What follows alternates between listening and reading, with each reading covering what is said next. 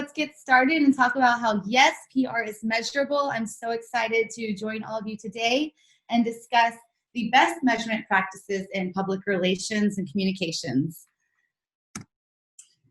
So today, I'm Katie Boyles. Thank you for joining me. I'm an earned media strategist at Axia Public Relations, and I'm joined by Becca. Hi, everyone. And she's focused on shared and owned media. We're so excited to be here with you today, and we're going to go over a few things, the fundamentals of public relations measurement, how to measure what matters and figure out what objectives are going to be most important to your organization, and how to effectively measure PR at your company, some key takeaways, some key metrics that are going to help tie your public relations efforts to the overall organization's goals and objectives.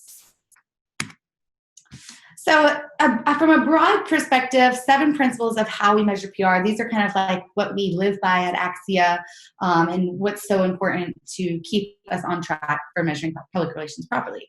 So goal setting and measurement are vital. You're not going to be able to measure anything if you don't have a goal in mind and if you don't have that pre and post metric gathering.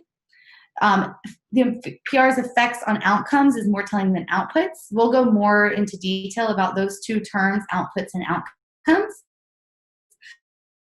But that's really important as well. You can and should measure the business results from your communications efforts. How did it affect the bottom line? That's going to be key for your management and your boardroom to understand how important communication is to your overall business. Media measurement requires quantity and quality. And when we say media, that means news articles, news coverage, being on the morning show, things like that. Looking at the quality and the quantity hand in hand. Advertising value equivalency, that's AVEs. I'm sure you've all heard that term before. That's not the value of public relations, and we don't advise using AVEs to measure your earned media coverage. There's so many better ways, and we'll go over that further. You can and should measure social media, even further than just likes and engagement. There's more ways you can see the value of social media and communications there. And transparency is so important to sound measurement because there's so many numbers out there. Gathering the correct numbers and data will really help show, being transparent and proving your ROI for your communications. And so just a quick overview, public relations is a strategic communication process that builds mutually beneficial relationships between organizations and their publics. This is key. Just wanting to give you the strategic communications mindset and think about why are we communicating these messages and how are we going to measure that. And so to those target audiences that companies are speaking or communicating with, public relations works to build awareness, understanding, trust, and consideration for your brand or your new product or your service among your identified target audiences. And identifying those target audiences past just their demographics, but also their psychographics and where do they consume their news and what is important to them and their values.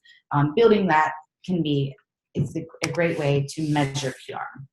And so at Axia, we focus on 3 areas of media. These are our services. We have earned media, shared media, and owned media. And this is the how.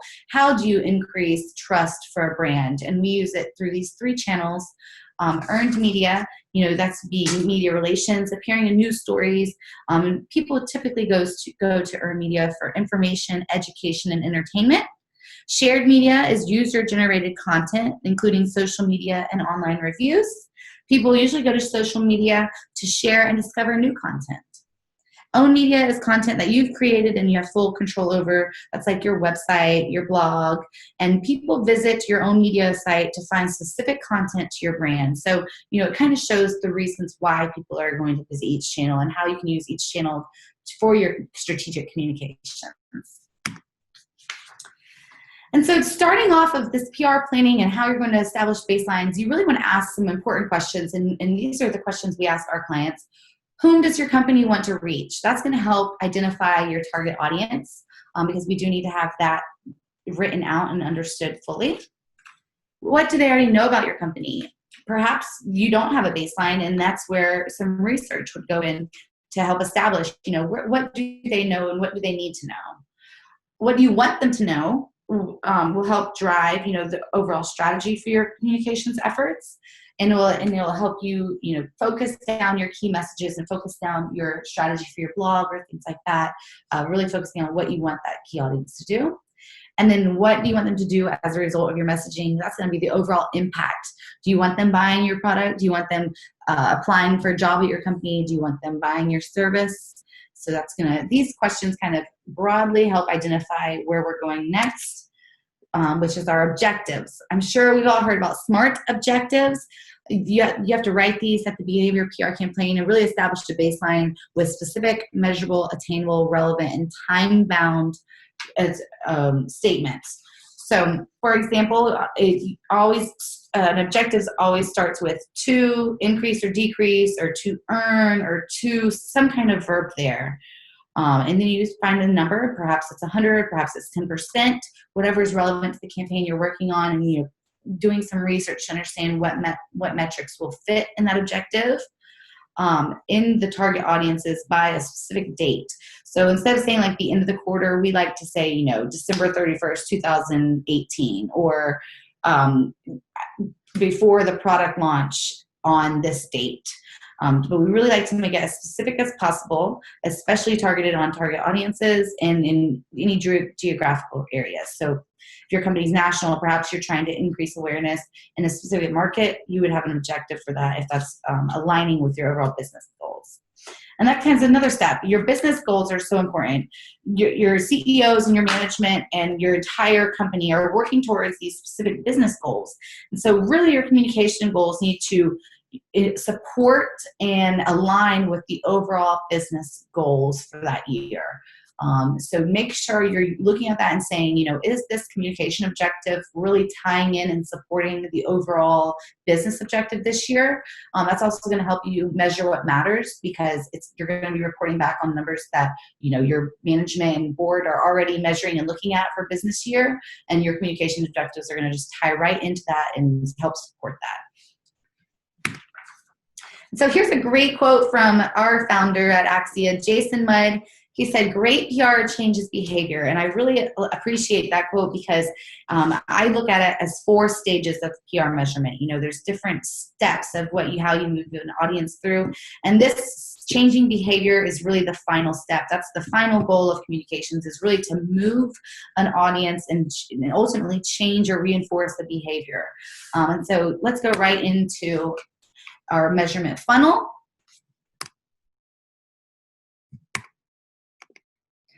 Okay, outputs, that's telling your message. Just like on this webinar, how I'm talking and telling you about how to measure PR, these are going to be the typical things you put out as a PR team: your social media post, your blog, brochures to your sales department, any way you're putting your message out where your audience is exposed. Perhaps you're on the news, perhaps it's through owned media and you have a new landing page. Anywhere you're putting your message out, that's really the first step, just like I'm talking to you today. Outtakes is your audience reacting to that, and that's really how you can prove that they heard and understood that message. So for example, social media likes, that you can see, the person did see the post and like the post and engaged with it. So that's when you can really confirm your audience is understanding and hearing what you're saying. For a webinar here, it's kind of difficult, but if you were sitting in the room with me, nodding your head, looking at me, taking notes, that would all show me that you are reacting to the message I'm telling. The third step is outcomes. That's the overall effects on an audience. That's improving knowledge, trust, consideration, intent. For example, from this webinar, we hope to improve your knowledge about PR measurement and the different steps of measuring PR. And you can show this through surveys or focus groups pre and post to see if there was a change on the mental effect for that audience.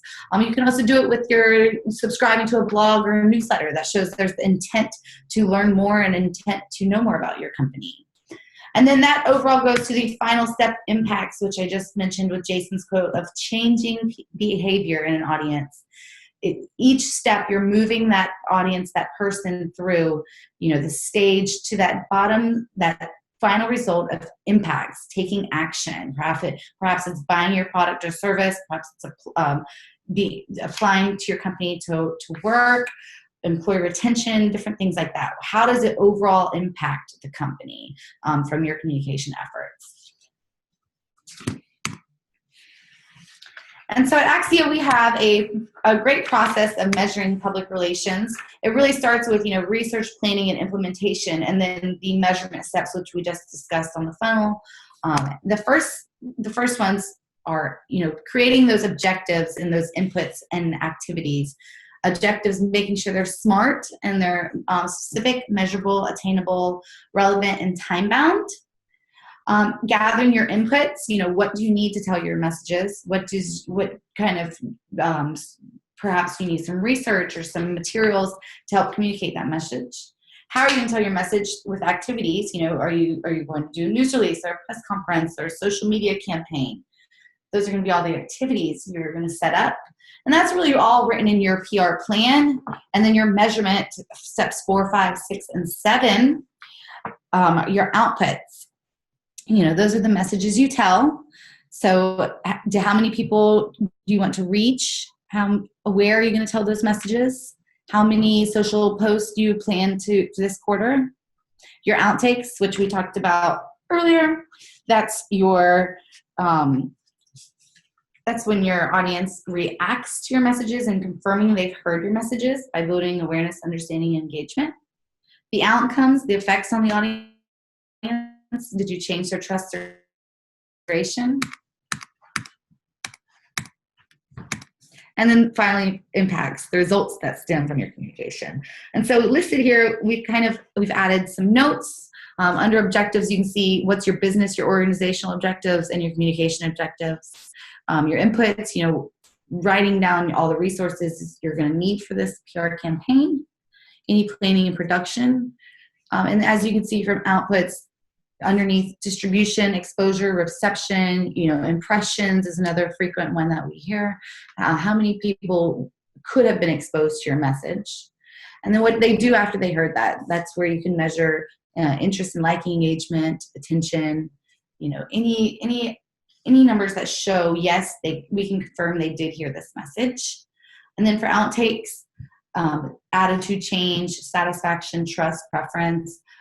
Online reviews are a great way to measure the outcomes of a specific campaign. Did it improve your online reviews? And then overall impacts.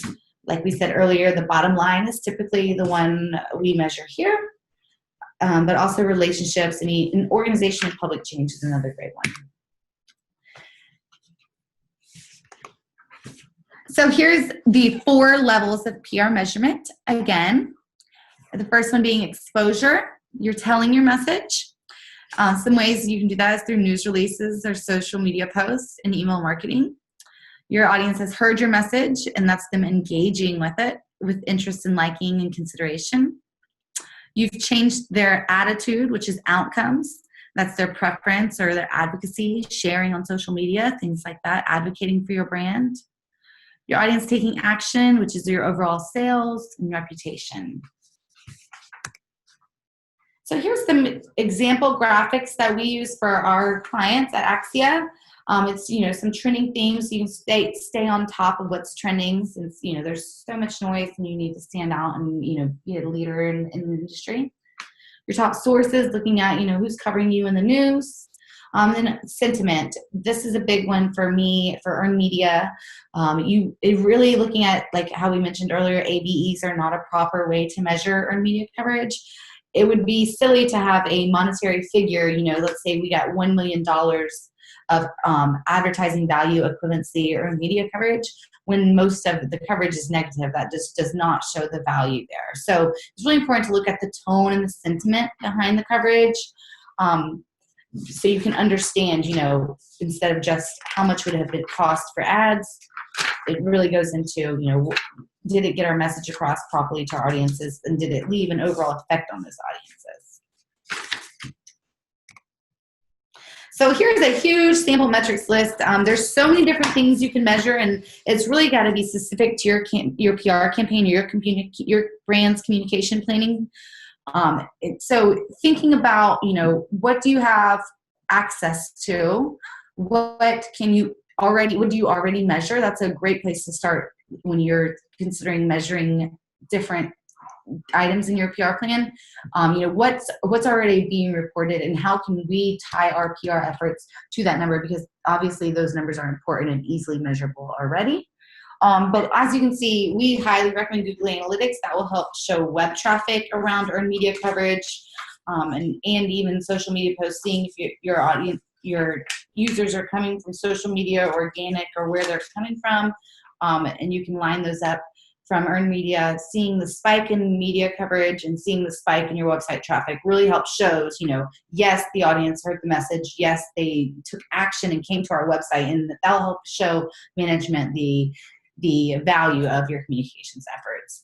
But I would not recommend to measure all of these numbers. This is way overwhelming, and you really want to measure what matters.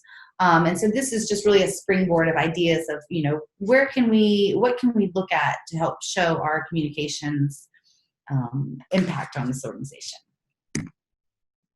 And so at Axia, we like to report back to our clients in our specific process. We have our weekly activities reports, really just talks about, who we've pitched, where we've posted, what website updates we've made.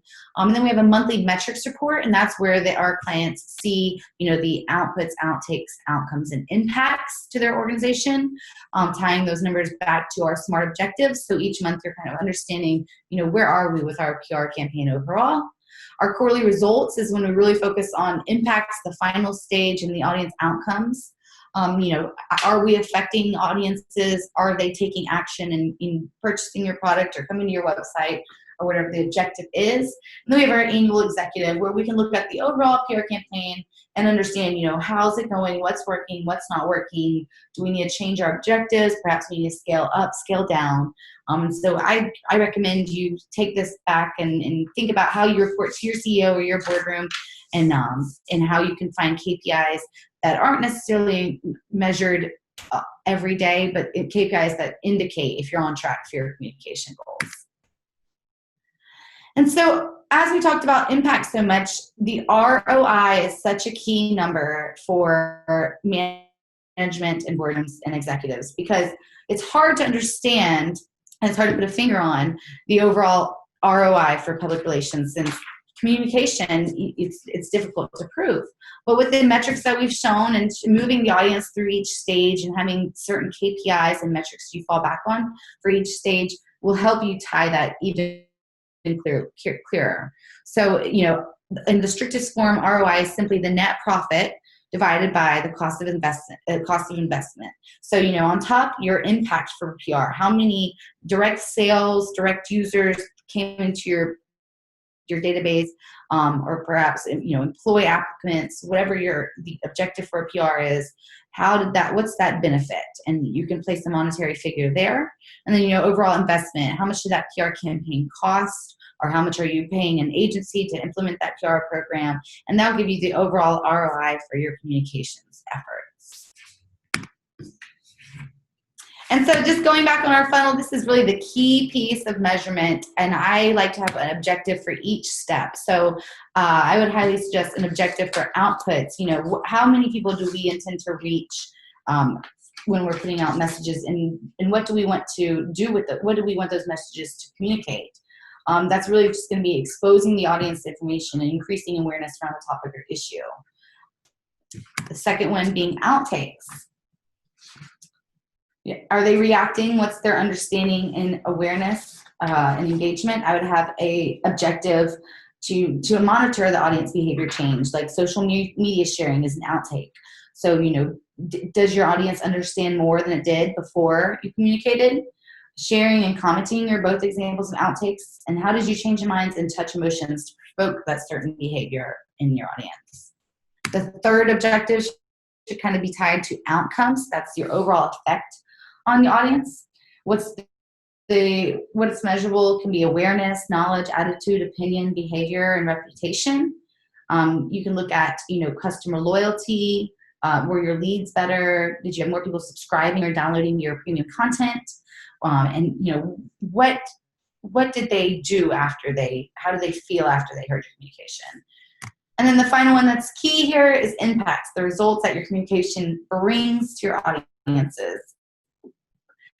So I would look at business objectives and how you can help tie your communication objectives there. Look at key KPIs that are already being measured and understand what's important to the bottom line for your management and how PR can directly impact those business objectives. And so here's a quote from Bill Gates. If I were down to my last dollar, I would spend it on PR. I found that interesting, and I thought it fit nicely right after ROI and how communication can and should be tied to the overall business objectives with impact. At Axio, we have lots of different services available to medium and large companies who are interested in implementing and better measuring their PR. We've kind of divided it here into earned, shared, and owned. Earned being news media, shared being social media, and owned being your website. And an overall ideal campaign would incorporate all three because you would want to communicate through all three channels in order to reach each audience and make sure they're hearing your message. And then, Becca, did you want to mention our ebook today? Yeah, we do have a free ebook called Measurement Matters. If you want to download it, you can go to axiopr.com/ebooks. That's where we're going to show you how to research and plan for measurement, how to measure earned, shared, and owned media, and how to evaluate PR the right way. Awesome. So now we can take some questions. Yeah, if you have any questions, just go ahead and chat them to us. I already received one question from Hannah. Hannah asked, why do you recommend not measuring ABEs? Oh, that's a great question because I know there are so many people in communications still reporting back on ABEs, and sometimes we'll have a client ask, what's the ABEs this month? And we'll kind of give them the background of ABEs aren't really a number to report on. It's really an empty monetary figure that just doesn't really provide management with any type of communication insight of their earned media coverage. For example, what if it was a month of negative news coverage, but you're going to have high ABEs that just doesn't show the value there. It doesn't show what was in the article, its tone, and really think about it. Do people even read advertisements like they do news articles? I mean, you can think about it and say, people don't sit down to read ads, but they do sit down to read the newspaper or sit down and watch the news or consume news on their phone via third parties. So you have to really think about that big fancy number with a dollar sign in front of it is really just an empty number that doesn't show the insights behind that communication. Thanks, Hannah. Awesome. We got another question. This person said, you talked about ABEs. Yeah. If we don't measure ABEs, what should we measure instead? Mm-hmm. My management is interested in quantifiable measurements. Love it. Well, that's great. Your management is asking for it. And I would recommend placement. For example, if your executive is placed at the top, that shows the value of the article. You can also look at tone. You can look at if your links are included in the article. Link backing to your website is very valuable, especially in today's digital news landscape. A link included in news coverage is amazing because the person reading that news article can click right back to your website, and you could even measure, this certain news article brought 100 people to our website, and that shows great value there instead of just the 80 monetary figure.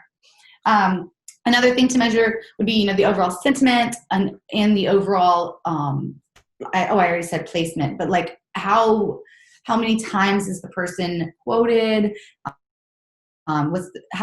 How high are they placed in the article over any competitors? Things like that. Those are some other great ways. And we also have a blog post on our website, axiopr.com, where we go, we have a whole list of different things to measure. I think it's called Why You Should Stop Using AVEs. So thank you, Greg. Awesome. We got another question. Hello from Peru. I have a question regarding the PR from retail restaurant chains. Any advice? Oh, that's exciting. Hi from Florida.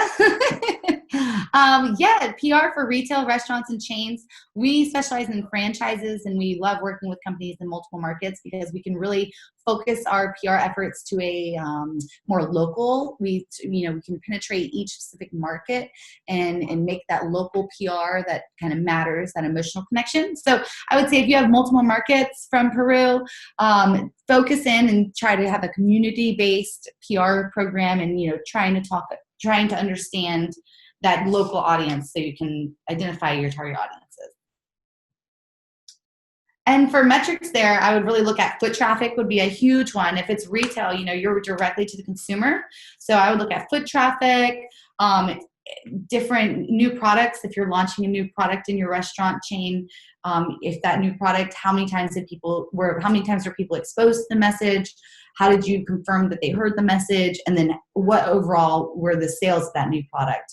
And even asking a simple question after they purchase the product, like on their receipt, or asking a survey question there will really help tie, where did you hear about this? Or you can tie it even closer to your communications efforts. Thank you.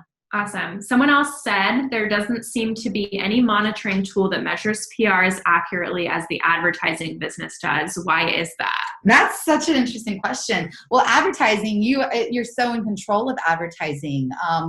Anybody can put an ad out as long as you have the money to pay for it. And it's guaranteed placement. It's guaranteed to be your messaging. It's guaranteed to be exactly what you designed it as.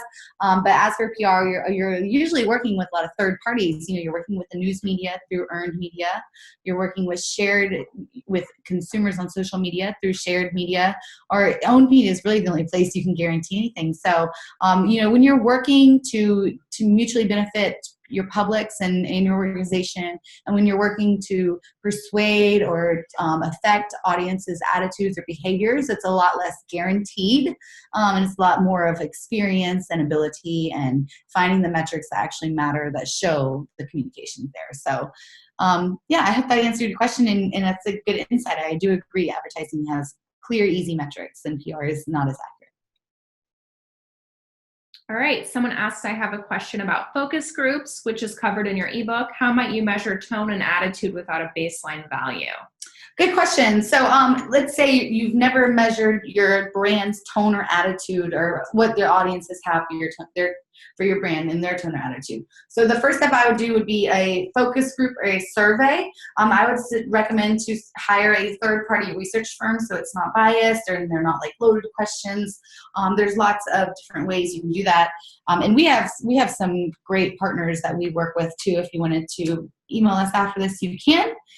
But first, I would say establish that baseline now. If you don't have that now, then establish that.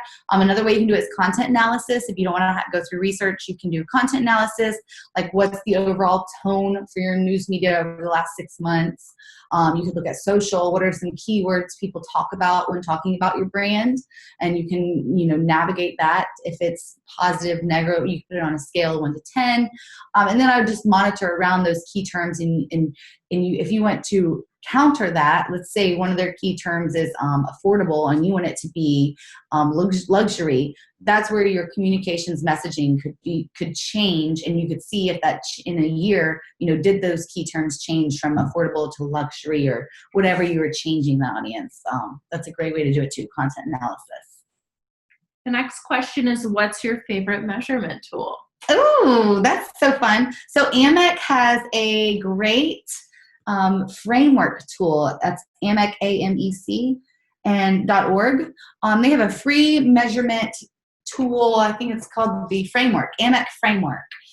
So what we use that for our clients, you can input your objectives, you can input your inputs, that's silly, but you can write in your key audiences. It lists it out in earned, shared, and owned efforts. So it's really this nice looking framework. Again, that's AMEC, AMEC.org. That's an international organization for measuring communications that we love to work with and are closely aligned with. And they have a great framework tool. What's the best way to measure social media? Our CEO only looks at likes. Oh, this is a great question for Becca. Becca, you take this one, being our shared media strategist. Yeah, so we actually don't really measure likes as much anymore. We feel like that's a vanity metric. We prefer measuring reach and engagement because people are actually doing something. People are actually seeing your post. So that's what I would focus on more so than just likes. We used to be really concerned with how many people liked our Facebook page. Well, because Facebook has a new algorithm, the people that like your page are barely even seeing it now. I think it's like 2%. So that doesn't matter as much anymore, unfortunately. So you're going to want to reach more people, and you want the people that you reach to engage with your posts more so than the people that just like your page. Awesome. Someone said, is it possible to share the slide deck after the webinar? Yes, absolutely. We'll have that published on our website, hopefully by tomorrow at axiapr.com/resources, and then we'll also email it to you as well.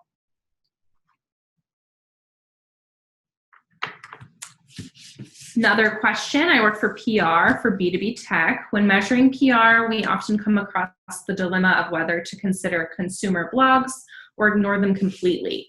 We know that they are less valuable than industry blogs, but how would you approach so measurement isn't skewed?